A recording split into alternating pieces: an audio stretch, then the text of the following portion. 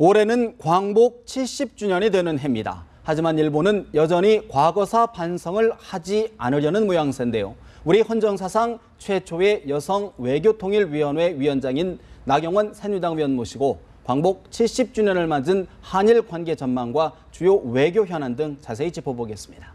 의원님 어서 오십시오. 먼저 북한의 지뢰 도발 사건 좀 짚고 넘어가야 될 것 같은데요. 지금 국방부 발표가 있었는데 지난 4일 경기도 파주 비무장지대 폭발 사고가 북한의 목함 지뢰를 일부러 매설해 된 것이다 이렇게 발표를 했는데 가뜩이나 지금 남북 관계 좋지 않지 않습니까? 어떻게 분석하고 계십니까? 참 저희 우리 박근혜 정부에서는 이번에 7월 1일 민주평통 출범식에서도 말씀하셨지만 굉장히 이제 남북 관계를 좀 개선하려는 여러 가지 제스처를 보내고 있거든요. 그런데 어떻게 보면 남북 관계 개선을 하려는 이런 의지에 대해서 빨간 등을 확실히 켜줬다. 찬물을 껴줬다. 예, 그렇게 보입니다. 그래서 매우 아쉽게 생각을 하고요. 사실 이제 북한이 이번에 이호 여사 방북 때도 실질적으로 굉장히 예의가 없는 행동이거든요. 이러한 북한의 행동은 의도된, 계산된 어떤 행동이라고 밖에 볼 수 없고 또 목함 지뢰 사건에 이르기까지 결국은 남북관계 개선보다는 긴장의 수위를 좀 높임으로써 내부를 결속하려고 하는 것 아닌가 이런 생각이 듭니다. 그렇다 그러면 군 당국의 발표를 보면 DMZ 내에서의 지뢰 도발은 48년 만이라고 합니다. 네. 그렇다 그러면 사실 굉장히 북한으로서는 어떤 실익, 지금 현 관계에서 어떤 실익을 얻고자 하는 그런 배경이 있을까요? 실질적으로 우리의 화해 제스처나 이러한 부분에 대해서 응하지 않는 거고요. 예. 그렇게 함으로써 이 긴장을 높임으로써 결국 내부 결속이라고만 생각이 듭니다. 내부 결속이라고 생각이 듭니다. 사실상 김정은 정권이 공고한 권력을 가졌느냐 안 가졌느냐에 대한 여러 가지 우리가 분석이 분분하지 않습니까? 그래서 아마 이 내부를 결속하는 쪽으로 방향을 잡지 않았나 이렇게 생각합니다. 네. 일부에서는 또 분명히 북한이 이번 우리는 아니다. 또 남한의 조작극이다. 또 이렇게 공세를 나올 것으로 보이는데 그렇다 그러면 남한 내에 또 남남 갈등이 또 빚어지는 것 아니냐라는 또 우려하는 시각이 있습니다. 어떻게 보십니까? 우리가 늘 천안함 사건이라든지 너무 저희가 남남 갈등으로 번져진 경우가 있기 때문에 그러한 분석도 가능할 거라고 생각을 하는데요.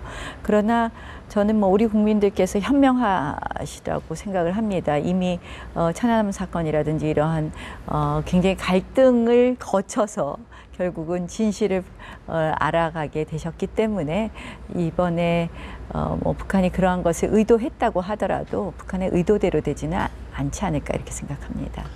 대북 관계 못지않게 사실 참 어려운 숙제가 바로 대일 관계 얘기할 수가 있는데 지금 통일 외교 두 아주 난제를 지금 안고 계신 것 같은데 올해가 잘 아시다시피 광복 70주년 아니겠습니다. 근데 일본 아베 총리가 예고한 초안에 담화에 사죄라, 식민지 침략 이런 얘기를 담지 않았다라는 얘기가 지금 나오고 있습니다. 어떻게 보십니까? 어제 일본 언론 보도는 그랬는데 오늘 아침 NHK 보도는 또 모든 걸 담았다 이렇게 나오고 있어요.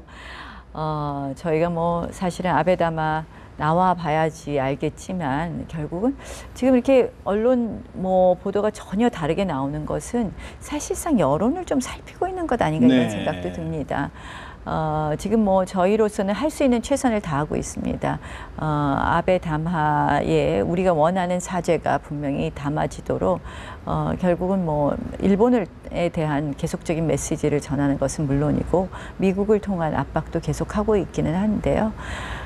저는 이렇게 생각을 합니다. 이 역사 문제 또 이 문제에 대해서 분명히 일본과 이것을 풀어야 될 텐데 또 사실 지금 한일 관계가 경색됨으로 인한 또 피해가 굉장히 많지 않습니까? 그래서 이러한 문제에 대해서 역사 문제를 한일 관계 모든 것에 앞에다 둘 것이냐에 대해서는 우리가 조금 이제는 두 개를 투 트랙으로 하는 것이 어떻게 바람직하지 않나 이런 생각을 해봅니다. 이른바 역사 문제하고 경제 안보 문제는 좀 분리해서 보는 게 어떠냐 그런 말씀이신데 또 사실 아베 담화의 논란을 보면서 우리 국민들 입장에서는 사죄다 이런 분은 중국에 대해서는 좀 저자세인 모습인 것 같은데 우리 국민의 한국의 식민지 지배는 합법적이다. 침략을 인정 못한다. 이런 기조 아니겠습니까?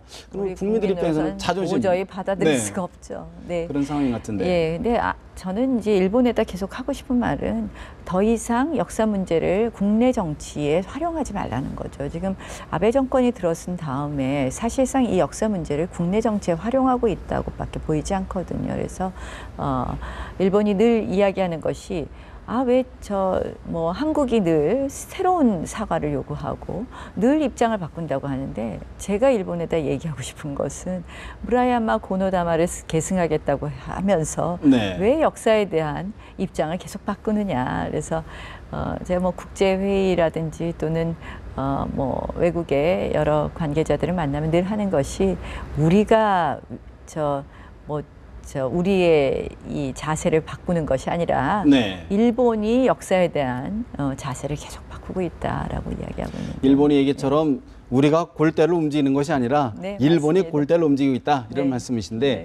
또 일각에서는요. 일각에서는 우리 정부의 대일 외교가 좀 소극적인 것 아니냐라는 지적이 하나 있고 또 하나는 우리 외교가 너무 원칙 대응을 하다 보니까 이런 좀 혼선 좀 풀리지 않는 것 아니냐라는 두 가지 견해가 좀 상존하는 것 같습니다. 어떻게 보십니까? 이제 역사 문제에 대한 국민들의 정서 이런 것 때문에 이렇게 여러 가지 해석이 분분한데요.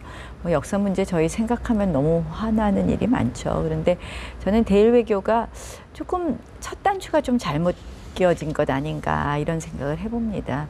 사실은 충분히 역사 문제도 우리가 사과를 받을 수 있었을 타임이 있었는데 그 타이밍을 다 놓치고 말았고요. 그리고 나서는 또 풀기 쉽게 풀 거라고 생각을 하고 너무 역사 문제를 앞에다 두면서 모든 외교에 있어서의 어떻게 보면 제일 첫 출발점이다 이렇게 네. 해놓게 함으로써 시작이 어려웠다. 아니 시작이 조금 잘못됐다는 잘못됐다. 거죠. 그래서 더 경색된 것 아닌가 이렇게 생각을 합니다. 그런 가운데 박근혜 대통령이 다음 달 3일에 열리는 중국의 전승 70주년 기념 행사에 참석 여부가 또 관심인데 네. 여러 외교가 안팎의 해석과 논란이 있는 것 같습니다. 어떻게 판단하고 계십니까? 사실 이제 러시아 전승 기념일 참석 여부가 논란이 됐었고 이제 중국 전승 기념일 참석 여부가 논란이 되고 있는데요. 실질적으로 러시아 전승 기념일은 저는 참석하시지 않는 게 바람직했었다고 보는데요. 지금 중국 같은 경우는 사실 이제 항일 전승 기념일로 지금 명명하고 있고요. 그런 의미에서는 하시는 것이 바람직하다 이렇게 보고 있습니다. 다만 이제 열병식에 관련된 여러 가지 지금 어떠한 모양으로 어떻게 하는지 아무도 예측할 수 없기 예측할 수 없는 그런 좀 어려움은 있지만 사실상 이번 전승 기념일 행사의 의미에 비추어 보아서 이것을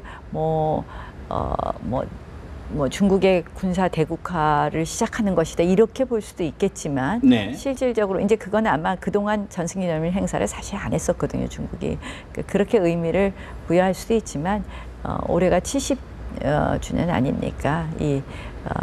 그렇기 때문에 광복 70주년이기 때문에 그런 의미로 본다면 참석하시는 것이 나쁘지 않다 이렇게 보고 있습니다. 근데 또 일각에서는 이제 박근혜 대통령이 지금 미국을 비롯한 주요 서방 국가들이 참석 여부를 밝히지 않은 상황인데 박 대통령이 참석을 한다. 그럴 경우에 한미 관계가 좀 흔들리는 것 아니냐. 이렇게 우려하시는 분들도 있습니다. 그 부분 참 안타까운데요. 사실 이제 김무성 대표 방미에 대해서 큰절을 왜 했느니 여러 가지 이제 비판이 있기도 하지만 저는 이 시점에서 한미 동맹을 강조한 건 매우 잘 됐다라고 생각을 합니다.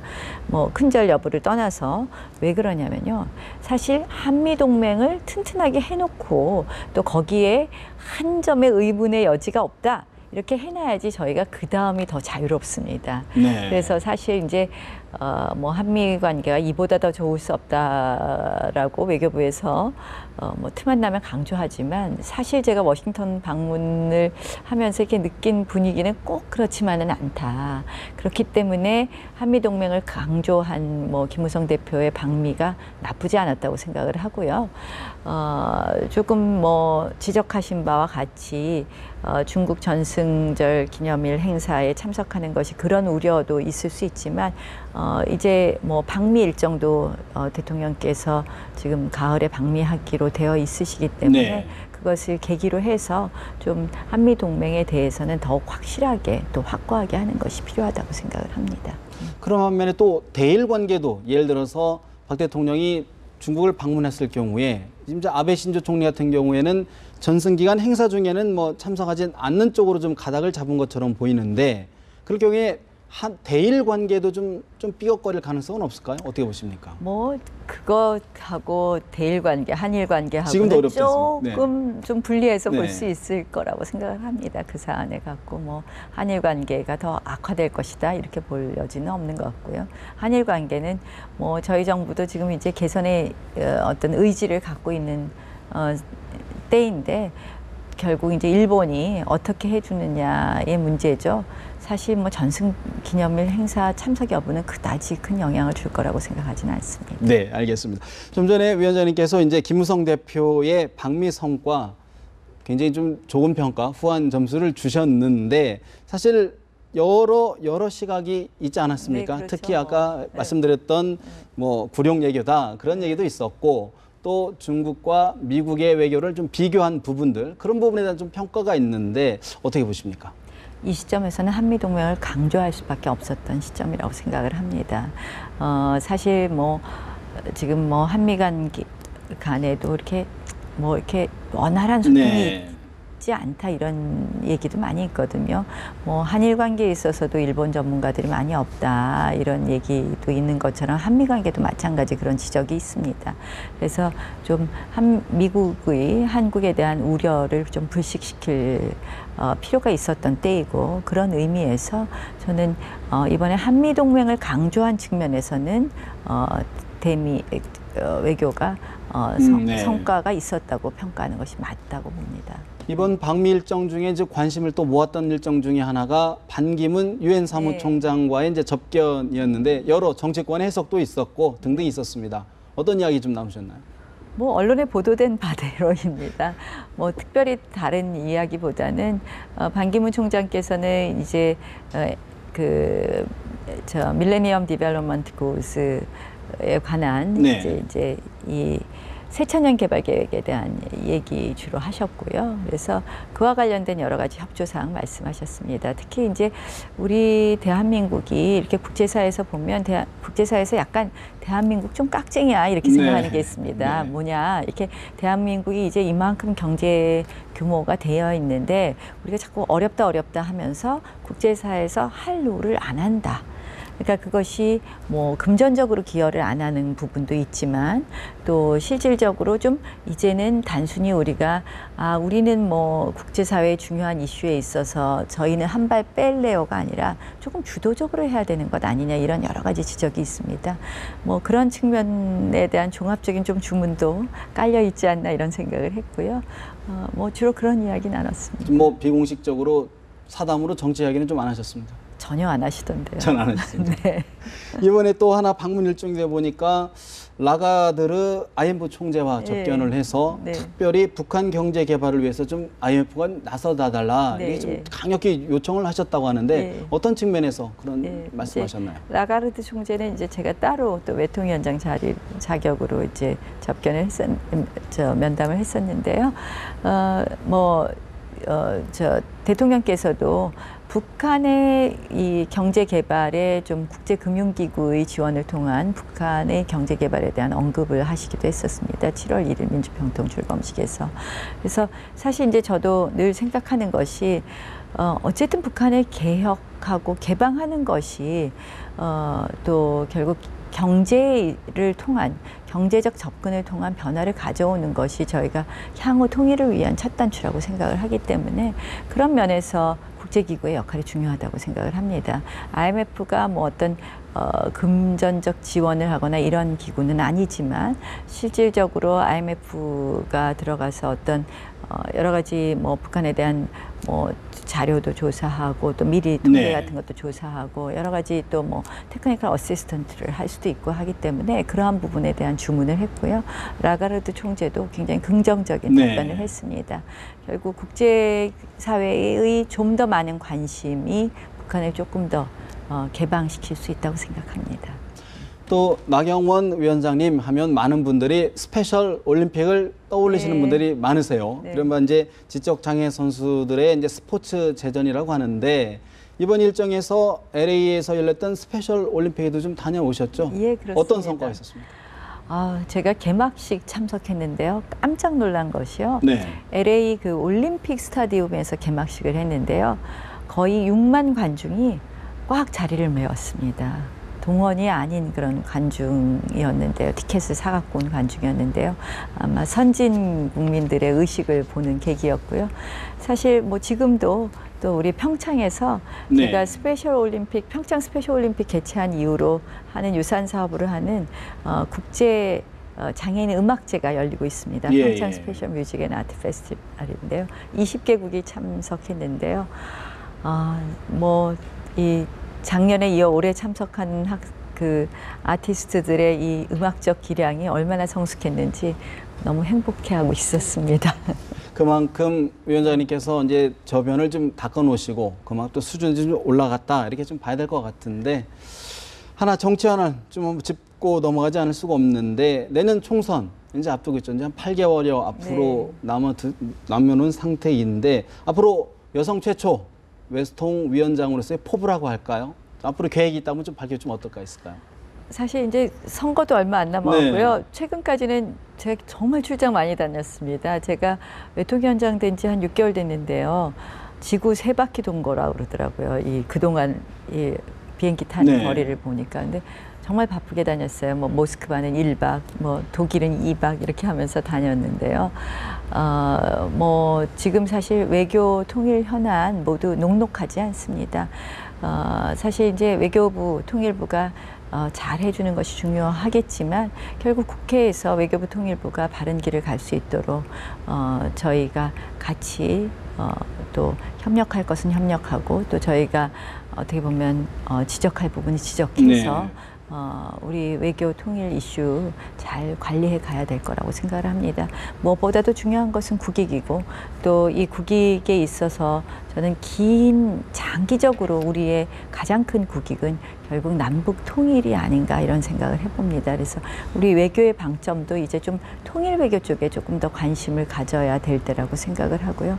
그런 의미에서 남은 또 외통위원장으로서의 업무를 좀 충실히 하도록 하겠다는 말씀을 드리면서도 내년 선거가 있어서 이제 그동안만큼은 또 못하지 않을까 이런 생각을 해봅니다. 여성 리더로서의 어떤 개인적인 비전, 포부도 좀 있으실 것 같은데 한 말씀 밝혀주신다 그러면 어떤 게 있을까요? 글쎄요, 뭐 여성 리더라고 말씀을 하시니까 뭐 그런 측면에서 보면 늘 어떻게 보면 그래도 제가 뭐 여성 지금 저희 당에서도 유일한 여성 삼선 의원이시죠? 네, 예, 그렇습니다. 그래서 어떻게 보면 제가 잘 해야지 또 우리 후배 여성 정치인들에게도 또 더 많은 기회가 있을 것 같고 또 저희 어떻게 보면 저희 세대가 여성들이 조금 사회 진출을 하기 시작한 세대이기 때문에 저희들이 잘해야지 또 우리 20, 30대 여성들에게 더 많은 기회가 있을 것 같습니다. 그래서 그런 또 소명감 갖고 열심히 하겠다는 말씀드립니다. 알겠습니다. 오늘 말씀 여기서 줄여야 될 것 같습니다. 말씀 고맙습니다. 감사합니다.